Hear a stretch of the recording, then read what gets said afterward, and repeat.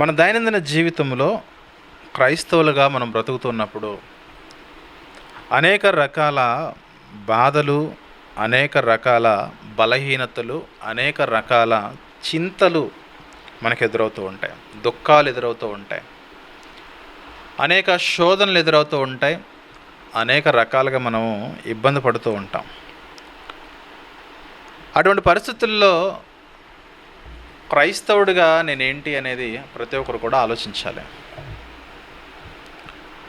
బలహీనతలు రాగానే నిందలు, అవమానాలు, దుఃఖకరమైన పరిస్థితులు, శోధన సమయాలు, శ్రమలు రాగానే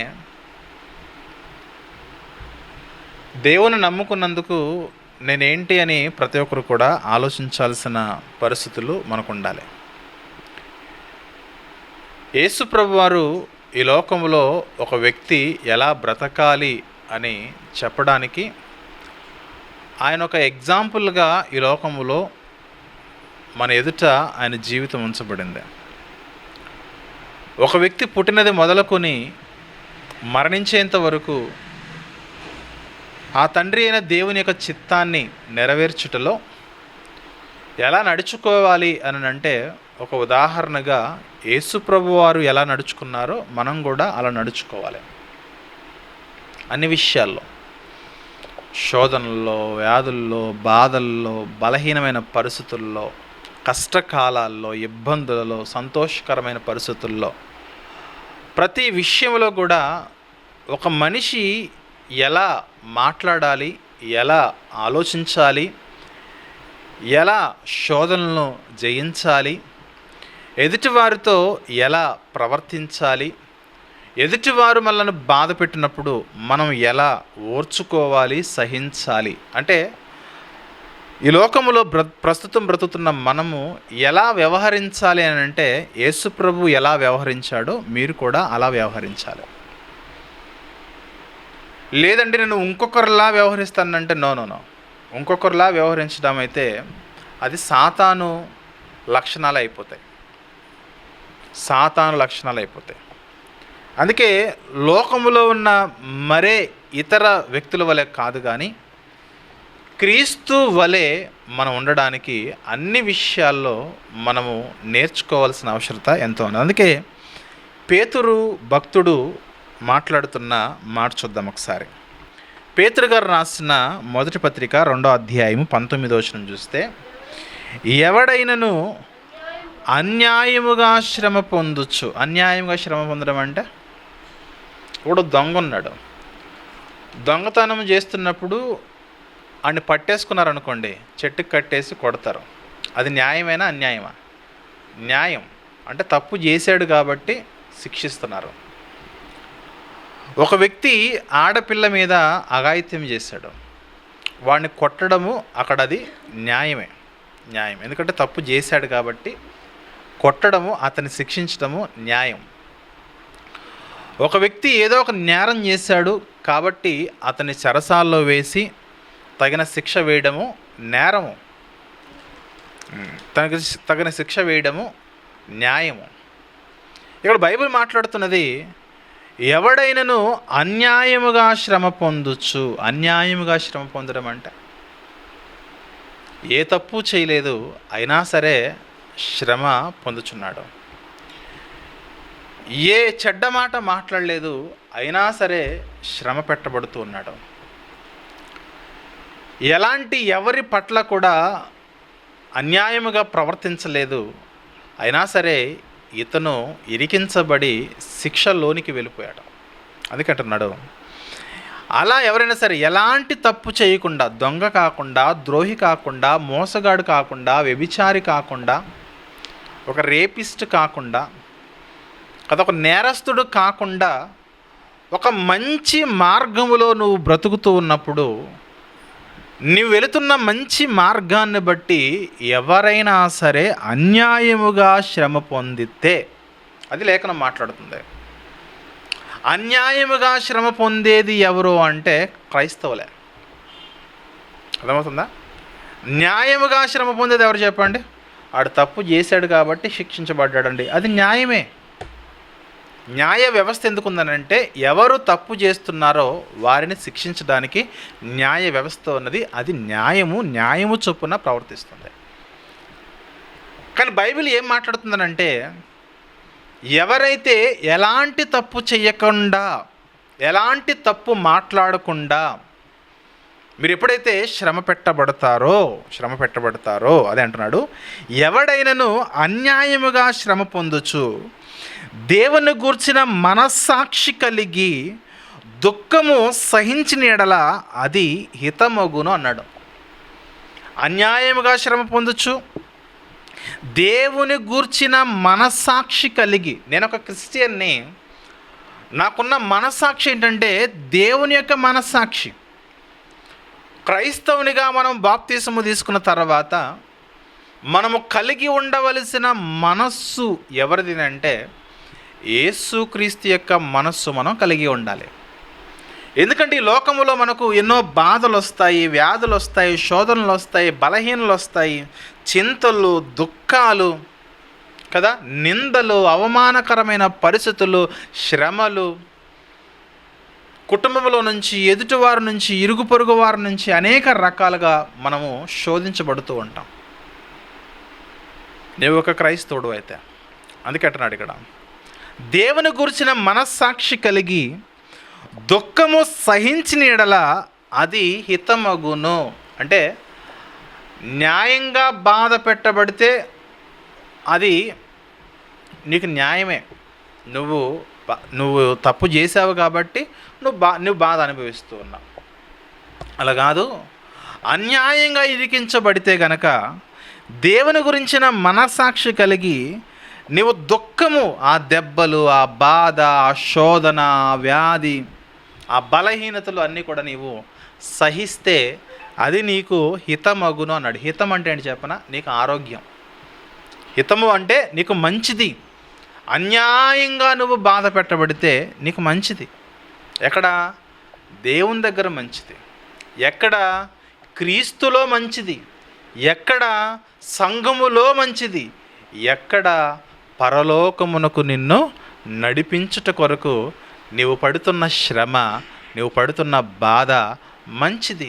చాలా సందర్భాలు చెబుతుంటారు, నేను ఏ తప్పు చేయలేదు బ్రదర్, అయినా నేను ఎన్ని శ్రమలు పడుతున్నానంటే నీవు మంచి స్థితిలో ఉన్నావని అర్థం. నేను ఎవరి పట్ల కూడా అన్యాయంగా ప్రవర్తించలేదండి, అయినా నేను బాధ అనుభవిస్తున్నానంటే నీ దేవుడు నిన్ను మంచి స్థితిలో పెట్టాడని అర్థం. మంచి స్థితిలో పెట్టాడని అర్థం. అదే చెప్తున్నాడు ఇక్కడ. 20వ వచనం చూస్తే, తప్పిదమునకై దెబ్బలు తిన్నప్పుడు మీరు సహించిన ఎడలా, అంటే తప్పు చేసినప్పుడు మీరు దెబ్బలు తిన్నప్పుడు మీరు సహిస్తే మీకేం ఘనము? తప్పు చేసావు కాబట్టి దెబ్బలు తిన్నావు, తప్పు చేసావు కాబట్టి దెబ్బలు తిన్నావు, తప్పు చేసావు దెబ్బలు తిన్నావు, దానిలో గొప్ప ఏముంది? మరి గొప్ప ఏంటి అని అంటే మేలు చేసి బాధపడినప్పుడు మీరు సహించిన అది దేవునికి హితమగును. అంటే మేలు చేసి వాక్యానుసారంగా మేలు చేస్తూ కూడా మనము బాధపడితే అది దేవుని దృష్టిలో, అది దేవుని సన్నిధిలో అది హితమైనది, అది ఆరోగ్యకరమైనది, అది మంచిది అని మాట్లాడుతుంది లేఖనము. కాబట్టి తప్పు చేసి బాధపడడం అంటే అది అందరి వల్ల అవుతుంది, లోకంలో ఉన్న వారి వల్ల.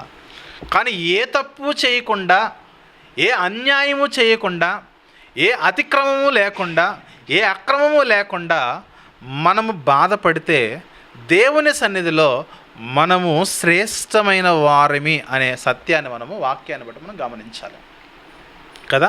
అందుకే అంటున్నాడు 21వ వచనం చూస్తే, 21వ వచనంలో పేతురు మొదటి పత్రిక 2వ అధ్యాయం 21వ వచనంలో, క్రీస్తు కూడా మీ కొరకు బాధపడి మీరు తన అడుగు జాడల యందు నడుచుకున్నట్లు మీకు మాదిరి ఉంచిపోయెను. యేసుప్రభు వారు ఆయన ఎలాంటి అన్యాయం చేయలేదు, యేసుప్రభు వారు ఎలాంటి తప్పుడు మాట మాట్లాడలేదు, ఆయన నోట ఏ కపటము లేదు, ఆయన ఎవరిని కూడా దూషించలేదు, ఎవరిని కూడా గాయపరచలేదు, ఎవరిని కూడా శ్రమ పెట్టలేదు, ఎవరిని కూడా బాధ పెట్టలేదు. దానికి అర్థం ఏంటి?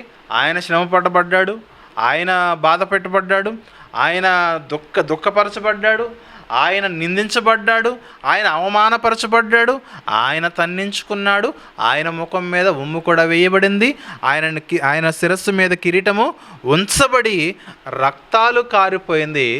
దున్నిన భూమి వలె ఆయన శరీరాన్ని దున్నేశారు.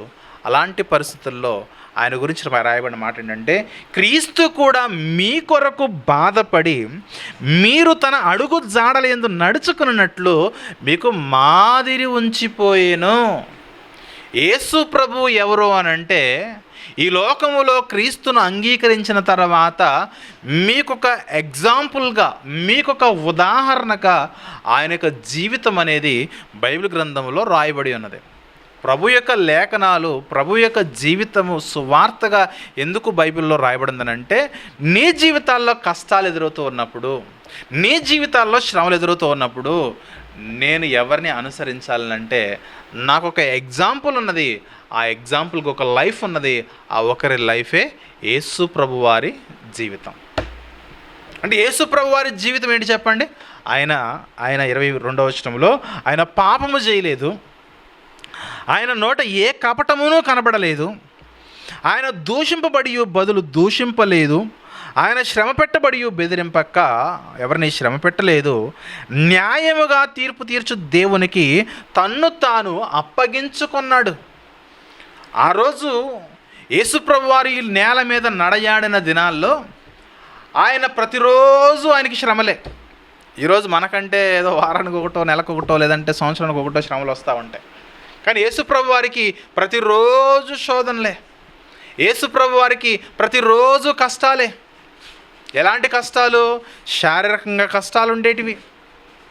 అవునా? కొంతమంది ఆయన వాక్యం చెబుతూ ఉంటే ఆయన్ని చంపాలనుకునేవారు, ఆయన మీద రాళ్ళు రువ్వడానికి ప్రయత్నం చేసేవాళ్ళు కదా. ఆయన వాక్యం చెబుతూ ఉంటే ఆయన నానా రకాలుగా టార్చర్ చేసేవాళ్ళు, మానసికంగా ఇబ్బంది పెట్టేవాళ్ళు. నేను దేవుని కుమారుణ్ణి అంటే నీవు దేవుని కుమారుడు కాదు అనేవాళ్ళు. ఆయన అనేక రకాలుగా ఆనాటి యూదులు, ఆనాటి పరిసయ్యులు, ఆనాటి సద్దుకయ్యులు, ఆనాటి ప్రధాన యాజకులు, ఆనాటి యూదులు, ఆనాటి ఆయనను ఆయన స్వజనంలో ఉన్నవారు కూడా ఆయన అనేక రకాలుగా ఆయన టార్చర్ చేశారు. అలాంటి పరిస్థితుల్లో కూడా ఆయన ఏ పాపము చెయ్యలేదు, ఆయన నోట ఏ కపటము లేదు. ఎందుకు ఈ పోర్షన్ మనం చదువుకోవాలి అని అంటే, ఎందుకు ఈ పోర్షన్ మనము అధ్యయనం చేయాలంటే, ఈ లోకంలో నువ్వు పుట్టినది మొదలుకొని మరణించేంత వరకు ఎవరు నిన్ను టార్చర్ చేసినా నీవు మాత్రము ఎవరిని కూడా టార్గెట్ చేయకూడదు. యేసు ప్రభు వారిని అనేక మంది అనేక రకాలుగా నకముకాల మూకుమ్మడిగా ఆయన మీద 4 రకాలుగా దాడులు చేశారు. ఒకవైపు నుంచి కుటుంబం దాడి చేసింది, ఒకవైపు నుంచి తన స్వజనులుగా ఉన్న యూదులు దాడి చేశారు, మరొక వైపు ఆయన ఎరుగని అన్యజనులు రకరకాలుగా ఆయన మీద నేరారోపణలు చేశారు. ఆయన అన్యాయముగా సిలువకు అప్పగించబడ్డాడు, అన్యాయముగా ఆయన మీద నేరారోపణలు చేయబడ్డాయి, అన్యాయముగా ఆయన్ని కొట్టారు, అన్యాయముగా ఆయన్ని దూషించారు, అన్యాయముగా ఆయన్ని పొడిచారు, అన్యాయముగా ఆయన్ని తన్నారు. అర్థమవుతుందా? బైబిల్ చెప్తుంది, నీవు అన్యాయముగా గనక నువ్వు శ్రమ పెట్టబడితే నీవు దేవుని పాయింట్ ఆఫ్ వ్యూలో, దేవుని దృష్టిలో నీవు చాలా ధన్యుడువు. అది అర్థం కావాలి సంఘానికి. క్రైస్తవులుగా మనం పిలువబడడం అంటే యేసుక్రీస్తు యొక్క జీవితాన్ని మనము మాదిరిగా ఉంచుకోవాలి. యేసుక్రీస్తు యొక్క లైఫ్ను మనకు ఒక ఎగ్జాంపుల్గా ఉంచుకోవాలి. మన లైఫ్ అంతటికి కూడా ఆయన లైఫ్ ఒక ఎగ్జాంపుల్గా దేవుడు పెట్టాడు. అందుకే నీ జీవితంలో అన్యాయముగా నువ్వు ఎటు పోయినా సరే ఇరికింపబడుతూ ఉన్నావా? అన్యాయముగా నువ్వు శ్రమ పెట్టబడుతూ ఉన్నావా? అన్యాయముగా నువ్వు బాధ పెట్టబడుతూ ఉన్నావా? అన్యాయముగా నిన్ను అనేక మంది రకరకాలుగా నిన్ను టార్చర్ చేస్తూ ఉన్నారా? దేవుని పాయింట్ ఆఫ్ వ్యూలో నీవు ఉన్నతమైన స్థితిలో ఉన్నావని అర్థం. నువ్వు ఏ తప్పు చేయలేదు, ఎవరిని నువ్వు ఏమి అనలేదు, అయినా ఎదుటివారిని నేను ఇరికిస్తూ ఉన్నారా? నువ్వు దేవుని దగ్గర నీ స్థాయి అధికమైన స్థాయి. వాళ్ళు అన్నాడు కాబట్టి నేను అన్నానంటే అది నీచమైన స్థాయి. అర్థమవుతుందా? వాళ్ళు అలా అన్నారు కాబట్టి నేను అన్నాను అని అంటే అది నీచమైన స్థాయి. అది మనకొద్దు ఆ స్థాయి. అందుకే అన్నాడు ఇక్కడ, మరలా చదువుతున్నాను, పేతురు గారు రాసిన మొదటి పత్రిక 2వ అధ్యాయము 19వ వచనం నుండి. పేతురు గారు రాసిన మొదటి పత్రిక 2వ అధ్యాయం 19వ వచనం నుండి, ఎవడైనను అన్యాయముగా శ్రమ పొందొచ్చు, దేవుని గూర్చిన మనస్సాక్షి కలిగి దుఃఖము సహిస్తే అది నీకు ఆరోగ్యకరం, ఆత్మకు ఆరోగ్యకరం. తప్పిదమునకై దెబ్బలు తినప్పుడు మీరు సహిస్తే మీకేం ఘనము? తప్పు చేసినప్పుడు దొంగ దెబ్బలు తింటాడు, తప్పు చేసినప్పుడు ఒక రేపిస్టోడు కూడా దెబ్బలు తింటాడు, తప్పు చేసినప్పుడు ఒక హంతకుడు దెబ్బలు తింటాడు, తప్పు చేసినప్పుడు అందరూ దెబ్బలు తింటారు. కానీ తప్పు చెయ్యకుండా దెబ్బలు తినేవాడు ఎవడు చెప్పండి? క్రైస్తవుడు. తప్పు చేయకుండా బాధ అనుభవించేది ఎవడు చెప్పండి? క్రైస్తవుడు. తప్పు చేయకుండా కూడా నిందించబడేది ఎవరు చెప్పండి? క్రైస్తవుడు. తప్పు చేయకుండా కూడా అవమానపరచబడేది ఎవరు చెప్పండి? క్రైస్తవుడు. ఎందుకంటే వీరికున్న లక్షణం ఏంటంటే వీరు క్రీస్తును నమ్ముకున్నవారు, క్రీస్తును నమ్ముకున్నవారు. ఎప్పటి వరకు భరించాలంటే అన్యాయాన్ని మరణము వరకు భరించాలి. యేసుప్రభు వారు ఆ అన్యాయాన్ని ఎంతకాలం భరించాడు చెప్పండి? మరణము వరకు భరించడం, మరణం వరకు భరించడం. కుటుంబం నుండి, స్వజనుల నుండి, అన్ని జనుల నుండి, రోమా అధికారుల నుండి, రోమా చక్రవర్తుల నుండి, అప్పుడున్న ప్రధాన యాజకులు, సద్దుకైలు, పరిసయ్యుల నుండి మరణం వరకు ఆయన మీద వేస్తున్న ప్రతి ఆరోపణను ఆయన ఓర్చుకున్నాడు. నేను దేవుని సంబంధిని ఆయన మాట్లాడుతూ ఉంటే, నువ్వు దేవుని సంబంధివి కావు, నీకు దయ్యం పట్టిందన్నారు. ఎవరిని? యేసుప్రభు వారిని. అందుకే అంటున్నాడు తప్పిదమునకై దెబ్బలు తినప్పుడు మీరు సహించిన ఎడల మీకేమి ఘనము? మేలు చేసి బాధపడినప్పుడు మీరు సహించిన ఎడల అది దేవునికి హితమగును. ఇందుకు మీరు పిలవబడితిరి. క్రైస్తవులుగా ఉండటానికి మీరు ఎందుకు పిలవబడరు చెప్పండి? సుఖాలు అనుభవించడానికా? సంతోషాలు అనుభవించడానికా? చాలామంది చెబుతారు, టీవీ ప్రసంగికులు టీవీల్లో, యూట్యూబ్లో చెబుతూ ఉంటారు, ఆ శుభవార్త, నిరీక్షణ, కల్వరి, ప్రత్యక్ష, చాలా రకాల టీవీలు వస్తున్నాయి కదా మనకి. మన టీవీ ఆన్ చేస్తే చెబుతారు, అన్ని సంతోషాలు చెబుతారు. కానీ బైబిల్ అలా చెప్పట్లే. ఆ టీవీల్లో కనిపించేవారు ఎంతకాలము కూడా మరణము వరకు ఏదైతే జీవితం ఉన్నదో ఆ జీవితం కొరకు చెబుతారు. కానీ బైబిల్లో ఉన్న స్పీకర్స్ ఎవరైతే ఉన్నారో వీళ్ళ యొక్క బోధ ఏంటంటే మరణము తర్వాత మీ జీవితం ఏంటి. ప్రస్తుత టీవీ స్పీకర్స్కి బైబిల్లో ఉన్న స్పీకర్స్కి ఉన్న వ్యత్యాసం అదే. ప్రస్తుత టీవీ స్పీకర్స్ ఎంతవరకు చెబుతారనంటే మరణం వరకు మీరు సంతోషంగా ఉండడం వరకు చెబుతారు. కానీ బైబిల్ స్పీకర్స్ చెప్పే వాక్యం ఏంటంటే, సందేశం ఏంటంటే మరణము తర్వాత నిత్య జీవం ఉన్నది. ఆ నిత్య జీవము సంపాదించుకొనుట కొరకు ఈ లోకములో మీరు అన్యాయముగా మీరు శ్రమ పెట్టబడితే అది దేవుని పాయింట్ ఆఫ్ వ్యూలో అది మీ ఆత్మీయ జీవితానికి హితమగును, మీకు మేలు అని చెబుతుంది. దానికి ఒక ఎగ్జాంపుల్గా యేసు ప్రభు వారిని చూపిస్తున్నాడు పేతురు గారు. అదే కదా పేతురు గారు మాట్లాడుతున్న మాట చూస్తే 21వ వచనంలో, క్రీస్తు మీ కొరకు బాధపడి మీరు తన అడుగు జాడల యందు నడుచుకున్నట్లు మీకు మాదిరి ఉంచిపోయిన, మాదిరి అంటే ఎగ్జాంపుల్, ఉదాహరణ, మీరు ఆయన అడుగు జాడల్లో నడవాలి. ఎప్పుడు? ఎదుటివాడు శ్రమ పెడుతున్నప్పుడు, కష్టపెడుతున్నప్పుడు, దుఃఖ పెడుతున్నప్పుడు, గాయపరుస్తున్నప్పుడు, రకరకాల బూతుల చేత, రకరకాల మాటల చేత మనల్ని అవమానపరుస్తున్నప్పుడు ఓర్చుకుంటే నువ్వు క్రైస్తవుడివి. నువ్వు ఓర్చుకోకపోతే నీకు యేసు ప్రభువుకి ఎలాంటి సంబంధం లేదు. నువ్వు రావచ్చు, చర్చికి రావచ్చు, పోవచ్చు, వాక్యం చదవచ్చు, వాక్యాలు చెప్పవచ్చు, ఇక్కడ నిలబడి ఎన్నో ప్రసంగాలు చేయొచ్చు, ఎన్నో చేయొచ్చు. కానీ ఎదుటివారు నిన్ను అవమానపరుస్తున్నప్పుడు, ఎదుటివారు నిన్ను టార్గెట్ చేసి రకరకాల నిందిస్తున్నప్పుడు నువ్వు ఓర్చుకోలేకపోతే నీలో క్రీస్తు లేనట్టే. అదే చెబుతున్నాడు ఇక్కడ. మాదిరి ఉంచిపోయిను, ఆయన ఏ పాపము చేయలేదు, ఆయన నోట ఏ కపటము కనబడలేదు, ఆయన దూషింపబడి బదులు దూషింపలేదు, ఆయన శ్రమ పెట్టబడి బదులు ఎవరిని కూడా శ్రమ పెట్టలేదు, ఆయన గాయపరచబడి ఎవరైనా యేసుప్రభు వారు గాయపరిచాడా? గాయపరచలేదు. ఎవరైతే పొడి చేశారో వాళ్ళ కొరకు యేసుప్రభు ఏం చేసి చెప్పండి? ప్రార్థన చేశాడు. అది క్రీస్తు తత్వం అలా ఉంటుంది. ఆయన ఎవరైతే గాయపరిచారో, ఆయన ఎవరైతే బూతులు తిట్టారో, ఆయన ఎవరైతే రకరకాలుగా మాట్లాడారో వాళ్ళందరి కొరకు ప్రార్థన చేశాడు. ఎక్కడ ప్రార్థన చేశాడు? సిలువలో ఉండి ప్రార్థన చేశాడు. ఎప్పుడు ప్రార్థన చేశాడు? కొన ఊపిరితో ఉండగా ప్రార్థన చేశాడు. ఎదుటోళ్ళు మనల్ని ఏమో కత్తితో పొడి చేయలేదు, అయినా మనం వారి కొరకు ప్రార్థన చేయలేం. అవునా?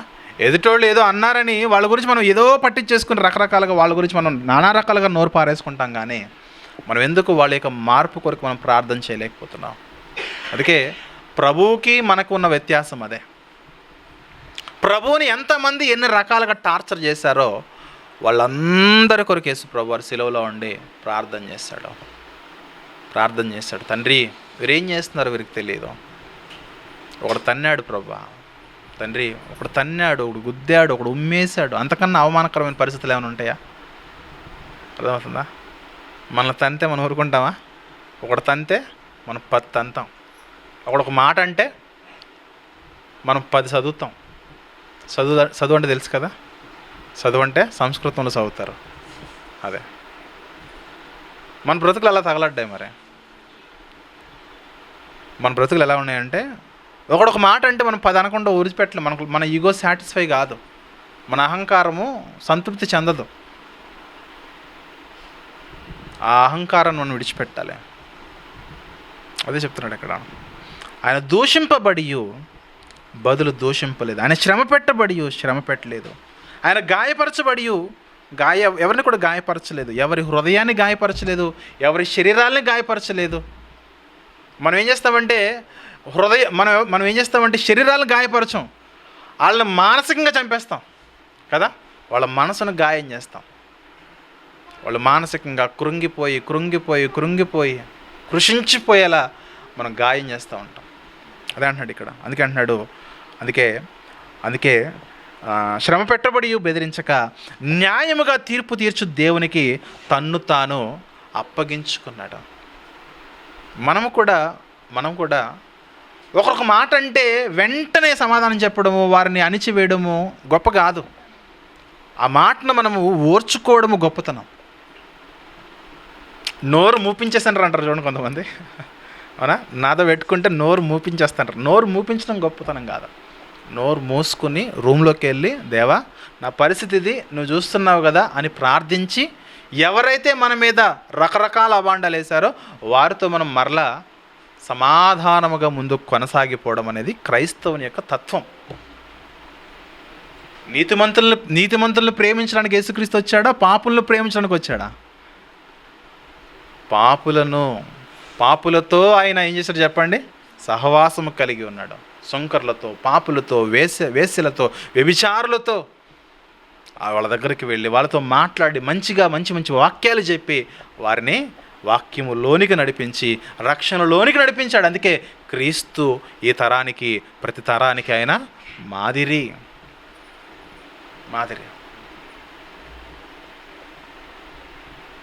ప్రియమైన దేవుని బిడ్డలారా, అలా కాదండి, వ్యభిచారుల దగ్గరికి వెళ్ళి వాక్యం చెబితే మనల్ని కూడా వ్యభిచారముతో జత కట్టేస్తారనంటే లోకము జత కడుతుందేమో, కానీ దేవుడు జత కట్టడం.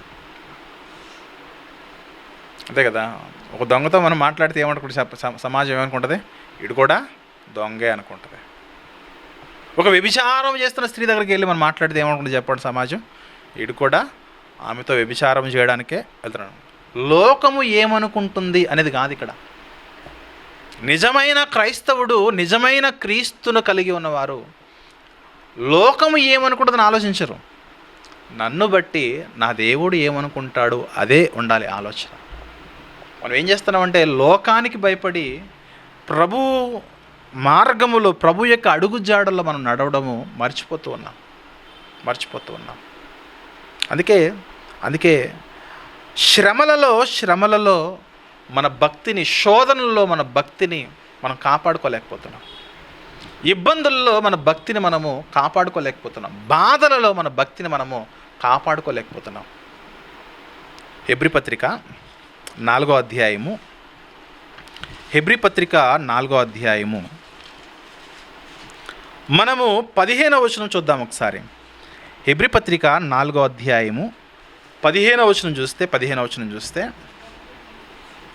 ఏమన్నాడు అక్కడ? కాదమ్మా, హెబ్రీ పత్రిక 4:15 ఎస్. మన ప్రధాన యాజకుడు మన బలహీనతల యందు మనతో సహానుభవము లేనివాడు కాడు గాని. ఏమన్నాడు అక్కడ?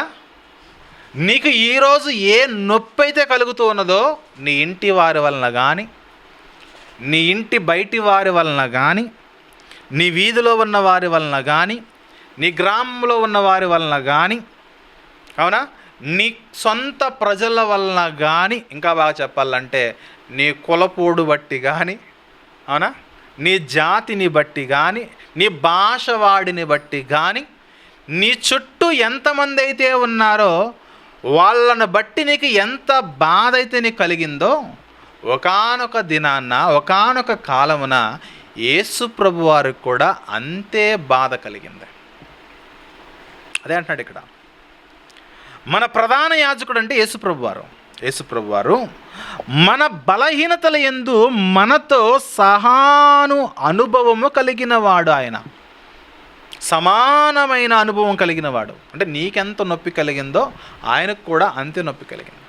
మనకెంత బాధలు కలిగాయో, మనకెంత శోధించబడుతూ ఉన్నామో ఆయనకు కూడా అంతే బాధలు. ఒక భార్య పోరు లేదంతే, మిగిలిన అన్ని పోర్లు ఉన్నాయి యేసుప్రభు వారికి. అర్థమవుతుందా? మిగిలిన అన్ని పోర్లు ఉన్నాయి, అన్ని రకాలుగా ఆటంకపరచబడ్డాడు.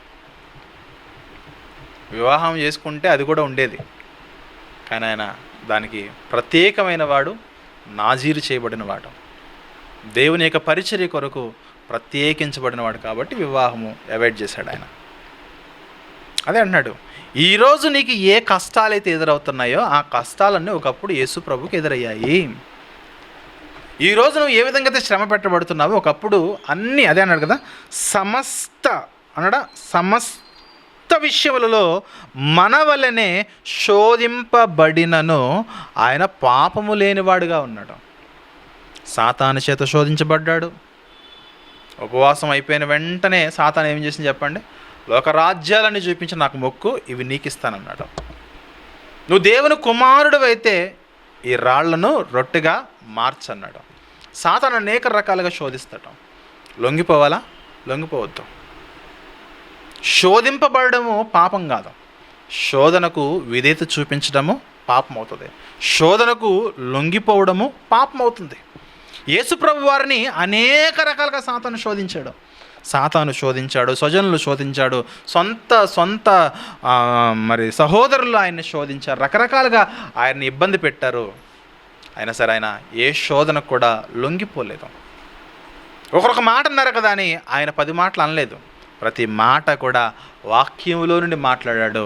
అయ్యో ఇలా మాట్లాడకూడదు, వాక్యం ఇలా ఉన్నది, మనం అలా మాట్లాడుకున్నట తగదు అని ప్రతి శోధనను కూడా ఆయన జయించినట్లుగా చివరికి ఆయన జీవితం చూస్తే ఆయన లైఫ్లో ఒక్క పాపము కూడా లేకుండా ఆయన బ్రతికినట్టు మనం చూస్తున్నాం. చూడండి, అలా కాదండి ఆయన దేవుడు అండి అందుకే పాపం చేయలేదని అంటే, ఆయన ఈ లోకములో ఎంత దేవుడుగా ఉన్నాడో ఈ లోకములో సంపూర్ణ మానవుడిగా కూడా ఉన్నాడు.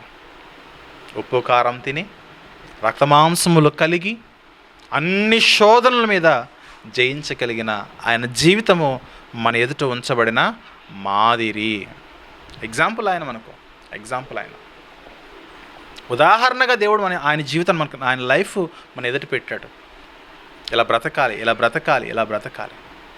ఎదుటి వారు ఎన్ని రకాలుగా మిమ్మల్ని ఇబ్బంది పెడుతూ ఉన్నా అలా బ్రతకాలి. అదే అన్నాడు, మన ప్రధాన యాజకుడైన యేసు ప్రభు వారు మన బలహీనతల యందు, నీకు ఏ బలహీనతలు అయితే ఉన్నాయో, నాకు ఏ బలహీనతలు అయితే ఉన్నాయో ఆ అన్ని బలహీనతలు ఆయనకు కూడా ఒకరోజు ఒకానొక కాలంలో ఫేస్ చేశాడు. ఆయన రక్తమాంసంలో శరీరధారిగా ఉన్నప్పుడు. కానీ ఏ బలహీనతను బట్టి కూడా ఆయన పాపం చేయలేదు. శరీర బలహీనతలను బట్టి కానీ, మానసిక బలహీనతలను బట్టి కానీ, కుటుంబంలో వస్తున్న బలహీనతలను బట్టి కానీ, ఎలాంటి పరిస్థితులను బట్టి కూడా ఆయన చివరికి చెబుతున్నాడు, ఆయన అనేక రకాల బలహీనతల యందు మనతో సహానుభావం లేనివాడు కాడు కానీ సమస్త విషయముల్లో మన వలనే శోధించబడినను ఆయన పాపము లేనివాడుగా ఉన్నాడు. మనం శోధించబడితే పాపం చేసేస్తాం. మనకు శోధన వస్తే పాపం చేసేస్తాం. మనల్ని ఎవడైనా అంటే వెంటనే అనేస్తాం, మనల్ని కొడితే కొడతాం, దెబ్బకు దెబ్బ, కంటికి కన్ను, పంటికి పన్ను, మన లైఫ్ అది. కానీ ప్రభు జీవితం చూస్తే నువ్వు ఏదైనా చేసుకో, చంపేస్తావు చంపేసుకో, నేను మాత్రము ఒక్క మాట కూడా నేను తప్పు మాట్లాడను. వాక్యానికి వెలుపల ఒక్క విషయంలో కూడా నా జీవితాన్ని నేను నడిపించను. అదే ప్రభువుకి మనకు ఉన్న వ్యత్యాసము.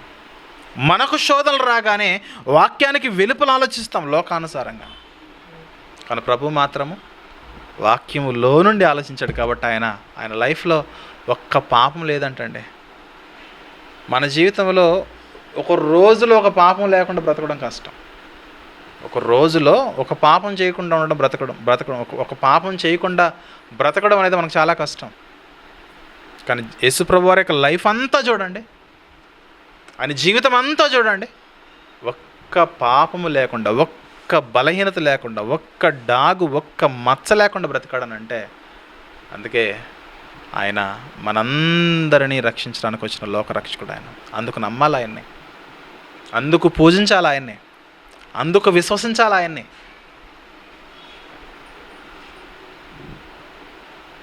ప్రియమైన దేవుని బిడ్డలారా, అంటే బలహీనమైన శోధన సమయాల్లో మనం ఎలా మన క్యారెక్టర్ని మనం ఎలా కాపాడుకోవాలనేది యేసుప్రభు యొక్క లైఫ్ మనకు ఒక రోల్ మోడల్గా ఉన్నది. ఇది అర్థం కాదు చాలామందికి, ఇది అర్థం కాదు. రెండవ అధ్యాయము హెబ్రీ పత్రిక 2వ అధ్యాయము, హెబ్రీ పత్రిక 2వ అధ్యాయము మనము 17వ వచనం చూద్దాం ఒకసారి. 17వ వచనము 18వ వచనం చూద్దాం. హెబ్రీ పత్రిక 2, 17, 18 వచనాలు చూస్తే, కావున చదవమా, ప్రజల పాపములకు పరిహారము కలుగుటకై దేవుని సంబంధమైన కార్యములలో కనికరమును నమ్మకమును గల ప్రధాన యాజకుడగు నిమిత్తము యేసుప్రభు అన్ని విషయములలో తన సహోదరుడు వంటి వాడు కావలసి వచ్చాడు. మనకు ప్రధాన యాజకుడు అవ్వాలని యేసుప్రభు వారు ఒక మనిషి ఎలాగైతే శోధనలు సహించాలో, బాధలను తట్టుకోవాలో అన్నిటినీ తట్టుకున్నాడు. పాత నిబంధనలో ప్రధాన యాజకుడు ఉండేవాడు. ఈ ప్రధాన యాజకుని యొక్క పని ఏంటంటే సంవత్సరానికి ఒకసారి అతి పరిశుద్ధ స్థలములోనికి ప్రవేశించి అక్కడ దేవుని కొరకు రక్తముతో అర్పణను చెల్లించేవాడు. ఇశ్రాయేలుల ప్రజలందరి పాపముల నిమిత్తము సంవత్సరానికి ఒకసారి ప్రధాన యాజకుడు పరిశుద్ధ స్థలమును దాటుకుని అతి పరిశుద్ధ స్థలమైన 2వ గుడారంలోనికి ఆయన ప్రవేశించి ప్రజల పాపముల నిమిత్తము ప్రాయశ్చిత్తముగా ఆయన అక్కడ రక్తాన్ని చిందించేవాడు. ఆ ప్రధాన యాజకుడికి సాదృశ్యముగా యేసుప్రభు వారు ప్రతి సంవత్సరము కాదు కానీ సృష్టిలోనే ఒకే ఒక్కసారి తన్ను తాను అతి పరిశుద్ధ స్థలంలోనికి ప్రవేశించి తన్ను తాను మన బలహీన నిమిత్తము ఆయన సిలువలో ప్రాణం పెట్టాడు. అందుకే అన్నాడు ఆయన లైఫ్ మీరు చూస్తే 18వ వచనంలో, తాను శోధింపబడి శ్రమ పొందిన గనుక ఈ లోకములో ఎవరైతే శోధింపబడుతూ ఉన్నారో శోధింపబడు వారికి సహాయము చేయగలవాడై ఉన్నాడు. నీకు ఈరోజు ఏ కష్టమైతే ఉన్నదో ఆ కష్టం ఒకనొక రోజు ఆయన ఫేస్ చేశాడు. నీకు ఈరోజు ఏ బాధ అనుభవిస్తున్నావో ఆ బాధ ఒకనొక దినం ఆయన ఫేస్ చేశాడు. నీ బాధలు నీకు 100 సంవత్సరాలు ఉండొచ్చు. నీవు 100 సంవత్సరాలు, ఒక మనిషి, ఒక వ్యక్తి 100 ఏండ్లలో ఎన్ని బాధలైతే అనుభవిస్తాడో ఆయన 33 సంవత్సరాల్లో ఆయన అనుభవించాడు. అంటే నాకు ఎలాంటి బాధ ఉన్నది ప్రభు అంటే ఆ బాధ నాకు ఆల్రెడీ తెలుసు అంటాడు ఆయన. నాకున్న బాధలు ఎవడుకున్నాయండి అంటాడు 10 మంది. నాకున్న కష్టాలు ఎవడుకున్నాయంటే నువ్వు ఏ కష్టాలు అయితే చెబుతావు అన్ని కష్టాల గురించి ఆయన చెప్తాడు. అంటే సైబర్ నేరాలు యేసుప్రభు కాలంలో లేవు కదా అంటే, సైబర్ నేరాలు లేకపోవచ్చు, సొంత శిష్యుడే డబ్బు దోచుకున్నాడుగా. అర్థమవుతుందా? సైబర్ నేరాలు తోచే నేరాలు లేకపోయి ఉండొచ్చు. డైరెక్ట్ సెన్స్లో పాపములు యేసుప్రభు వారిని ఇబ్బంది పెట్టిన పరిస్థితులు ఉన్నాయి. ప్రియ దేవుని బిడ్డలారా, అందుకే ప్రభువును చూడండి. నీకు ఎప్పుడైనా మనసు గాయం అనిపిస్తే, నిన్నెవరైనా బాధ పెడితే ప్రభువుని చూడండి ఒకసారి. ప్రభు మనకు మాదిరి. ఎంత మంచి మాట చెప్పండి, ఎంత మంచి ఎగ్జాంపుల్ అండి. ఒక ఐఏఎస్ అవ్వాలనుకుంటే ఎవరో ఒకరిని టార్గెట్కి పెట్టుకుంటారు, నేను కూడా ఆయనలా అవ్వాలనేసి. ఒక క్రీడాకారుడు అవ్వాలనుకుంటే చిన్న చిన్న ట్రైనింగ్ తీసుకునే వాళ్ళకి ఒక ఆల్రెడీ బాగా ఆడే క్రీడాకారుడు ఒక రోల్ మోడల్గా ఉంటారు. మనకు కూడా అంతే. మనకు కూడా ప్రభువే ఒక రోల్ మోడల్. ఎందుకంటే మన ప్రతి బలహీనత నుంచి విడుదల కలగజేసేది ఆయననే. అందుకన్నాడు ఇక్కడ, తాను శోధింపబడి శ్రమ పొందిన గనక శోధింపబడు వారికి సహాయము చేయగలవాడై ఉన్నాడు. అంటే అంతలా ఆయన మనల్ని కాపాడడానికి, మనకు ఒక రోల్ మోడల్గా ఉండడానికి తను తాను తగ్గించుకున్నట్లుగా లేఖనము మనకు తెలియజేస్తున్న సత్యం. ప్రియులారా, యేసు ప్రభు అంతగా తగ్గించుకున్నాడు ఈ లోకంలో. యేసు ప్రభు అంతగా తన్ను తాను తగ్గించుకుని, ఇదిగో నా బ్రతుకు చూడండి, దేవుడైన ఆ దేవుడు ఈ లోకానికి శరీరధారిగా వచ్చి ఒక మనిషికి ఎలాంటి బలహీనతలు అయితే ఉంటాయో, ఒక మనిషి ఎన్ని రకాలుగా టార్చర్ చేయబడతాడో అన్ని టార్చర్స్ని ఆయన ఫేస్ చేసి ఎలాంటి పాపము చేయకుండా తన జీవితాన్ని ఆ పరలోకమందున తన తండ్రికి తన జీవితాన్ని అప్పగించుకున్నాడు. చూడండి, అది లైఫ్ అంటే. నువ్వు నన్ను కొట్టావు కాబట్టి నేను కొడతానంటే అది కాదు లైఫ్. వాళ్ళు అన్నారు కాబట్టి నేను అన్నారనంటే అది కాదు లైఫ్. క్రిస్టియన్ లైఫ్ అది కాదు, అది లోకస్తుల లైఫ్. లోకంలో ఉన్నవారు ఆడు కొట్టాడు కాబట్టి నేను కొట్టానండి, ఆడు అన్నాడు కాబట్టి నేను అన్నానండి, ఆమె అన్నది కాబట్టి నేను అన్నానండి, అది లోకస్తుల బాణి. మరి మన బాణి ఏంటి? ఎవరు ఎన్నన్నా సరే నోరు మూసుకుని రూమ్లోకి వెళ్ళి, ప్రభువా నా యథార్థత నీకు తెలుసు, నా నమ్మకం నీకు తెలుసు, నేనుగా నోటి చేత కానీ క్రియ చేత కానీ ఆలోచన చేత కానీ ఎదుటి వారిని బట్టి నేను ఏమాత్రము కూడా నోరు జారలేదు, కాలు జారలేదు, చెయ్యి జారలేదు, ఏది జారలేదు, నా సాక్ష్యాన్ని కూడా నేను జారిపోలేదు, నువ్వు చెప్పినట్లుగా నేను నడుచుకున్నాను. అది ఆ క్యారెక్టర్ అనేది దేవునికి హితమగును అంటున్నాడు. మేలు చేసి బాధపడుట కొరకు మీరు పిలువబడ్డారు. చూద్దాం, మాట చూసుకుని ముగించుకుందాం. పేతురు గారు రాసిన మొదటి పత్రిక 2వ అధ్యాయము.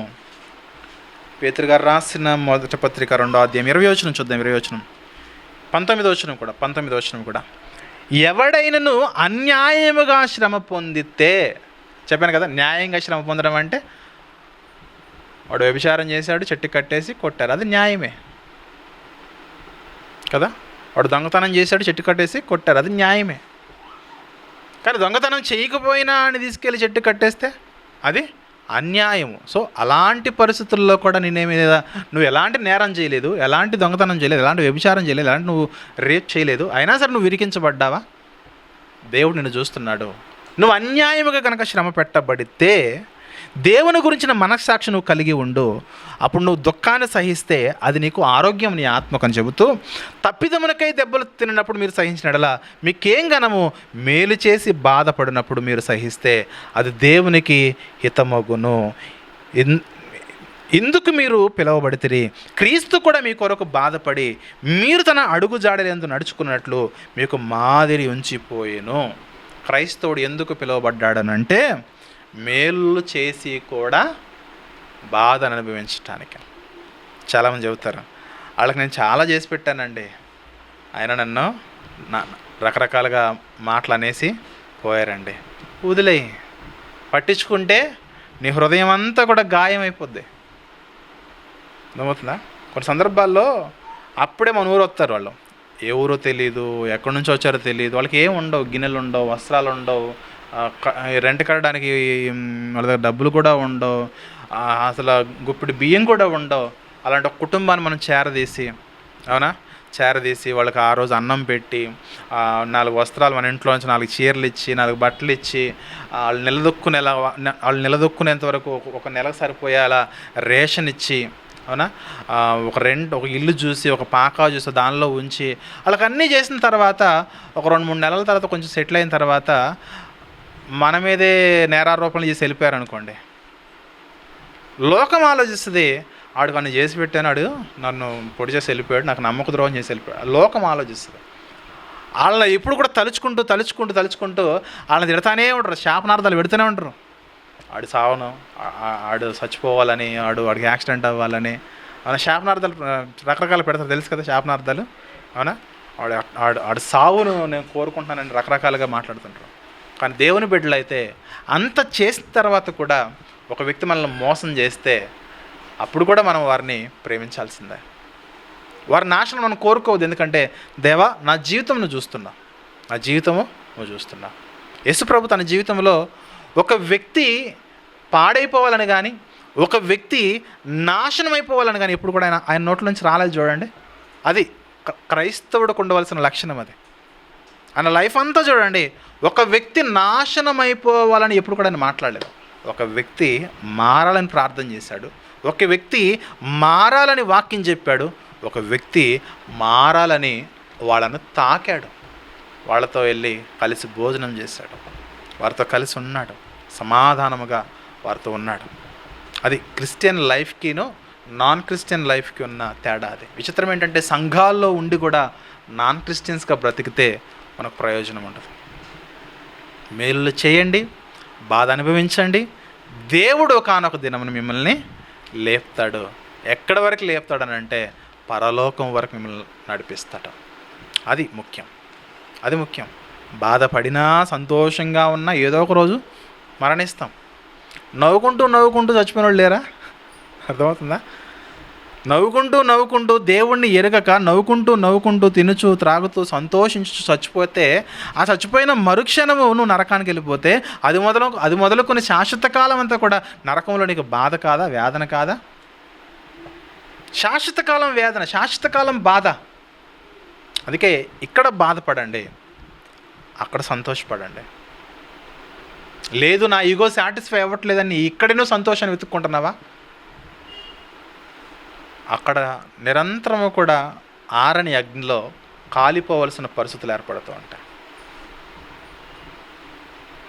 కుటుంబాల్లో సమాధానాలు లేకపోవడం గల ప్రధానమైన కారణం ఏంటంటే ఈ పోర్షన్ అర్థం అవ్వకనే. అయిన దానికి కాని దానికి ఎందుకు మనం ప్రతిదానికి నీరసించిపోయి మనశ్శాంతి లేకుండా గడుపుతామంటే దానికి కారణము ఈ పోర్షన్ మనకు అర్థం అవ్వకపోవడమే, వాక్యం మనకు అర్థం అవ్వకపోవడమే, వాక్యానుసారంగా మనం ఆలోచించకపోవడమే.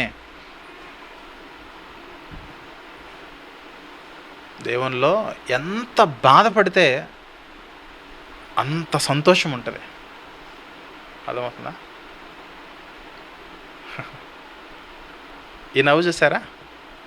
ఈ నవ్వు వెలకట్టలేని నవ్వు. అర్థమవుతుందా? కోట్లు ఇస్తే కూడా రాని నవ్వు అది. అలాగే నాకు ఏం బాధలు లేవా అంటే ఉంటాయి.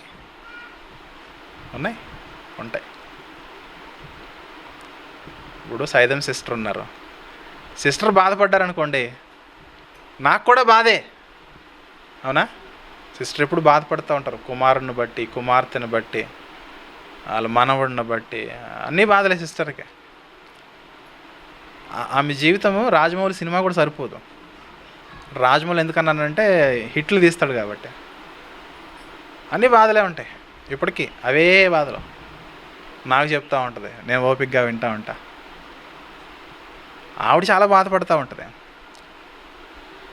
ఆ ఇంట్లో బాధ ఒక సేవకునిగా అది నా ఇంట్లో బాధనే, నేను ప్రార్థన చేయాలి. అర్థమవుతుందా? అలా ప్రతి ఇంట్లో ఉన్న బాధ నా ఇంట్లో బాధే. ఎందుకంటే నేను వేరు కుటుంబాలు కాదు, ఇదంతా ఒకటే కుటుంబం. ఈ కుటుంబానికి పెట్టబడిన పేరే దేవుని కుటుంబం. మరి ఎందుకు ఇంత హ్యాపీనెస్ అని అంటే అయినో వాక్యం నాకు తెలుసు.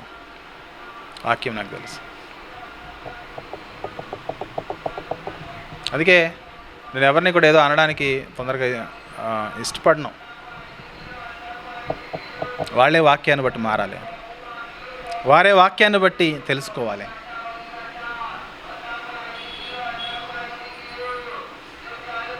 కాబట్టి ప్రియ దేవుని బిడ్డలారా, అన్యాయముగా మీరు ఎప్పుడైతే శ్రమ పెట్టబడతారో అది మీ ఆత్మీయ జీవితానికి మేలిస్తుంది, సంతోషాన్ని ఇస్తుంది, తర్వాత మీకు పరలోకాన్ని కూడా కట్టబెడుతుంది. కాబట్టి పరలోక ప్రయాణంలో ఉన్నాము. ప్రతిదీ కూడా మనము ఆచితూచి అందరి విషయాల్లో మనం వ్యవహరించాలి. ఎవరి విషయంలో మనం నిర్లక్ష్యం చేసినా దేవుడు ఊరుకోవటం. దేవుడు అంటారు కదా, దేవుడు మామూలుడు కాదు. దేవుడు ఆయన కొడితే జీవితాలు సర్వనాశనం అయిపోతాయి. అందుకే జాగ్రత్త పడదాం, మన జీవితాలు మనం కట్టుకుందాం.